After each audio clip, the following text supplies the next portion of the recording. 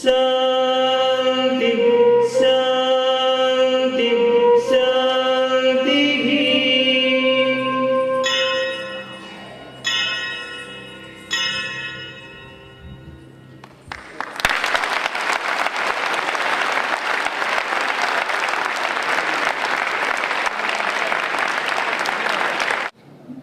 చాలా అద్భుతమైనటువంటి ముగింపు.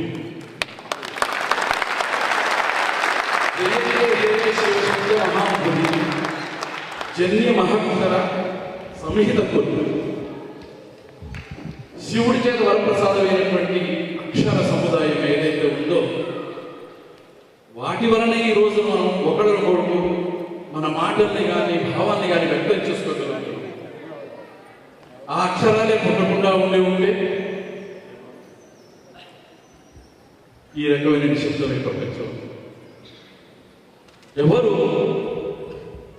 ఏమి ఎందుకు అనేదానికి ఒక అర్థం లేనటువంటి శబ్ద శూన్యమైనటువంటి ఒక ప్రపంచంలో, అంటే ఒక విశ్వంలో ఆకాశంలో పైన ఉన్నటువంటి గ్రహాలలో ఉండేటువంటి ధ్వనులు భూమికి నిజంగా చేరేటైతే ఏమైపోతాం మనం? అవి శూన్యంగా ఉన్నాయి కాబట్టే మనం బతకగలుగుతున్నాం ఈ భూమి మీద.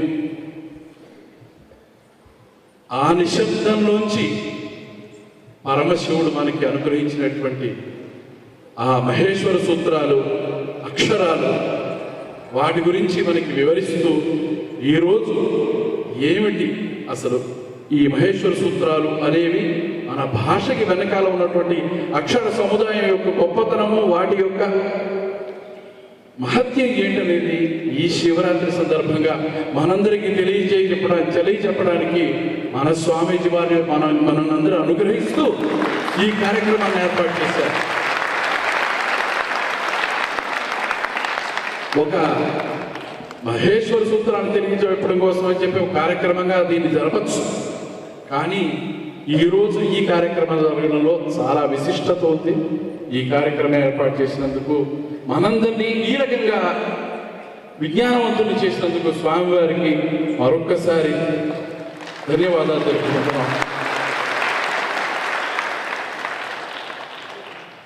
ఈ ప్రదర్శనలోని కళాకారులందరూ చాలా అద్భుతంగా వారి ప్రతిభను ప్రదర్శించారు. వారికి తర్ఫీదునిచ్చినటువంటి వారి గురువర్యులు నాట్య కళారత్న, ఆంధ్రదేశ ప్రభుత్వం ఇచ్చేటువంటి అత్యుత్తమ నాట్య పురస్కారం. ఆ పురస్కారాన్ని పొందినటువంటి మన దత్తపీఠ ఆస్థాన విద్వాంసులు నాట్య కళా విశారద శ్రీ కెవి సత్యనారాయణ చాలాసార్లు దర్శనం కూడా చేసి ఉన్నారు. వారు రాళ్లబండి కవితా ప్రసాద్ గారు.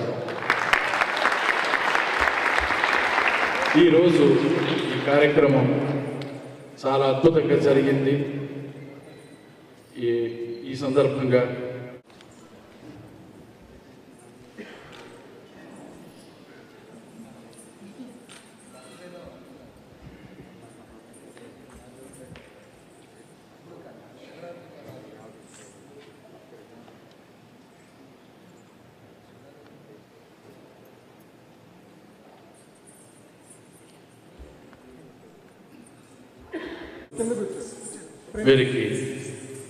వీరి సంస్థకు 1,00,000 రూపాయలు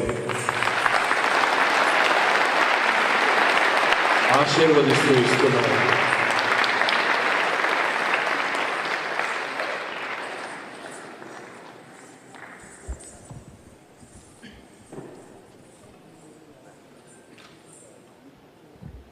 అందరూ నమస్కారం.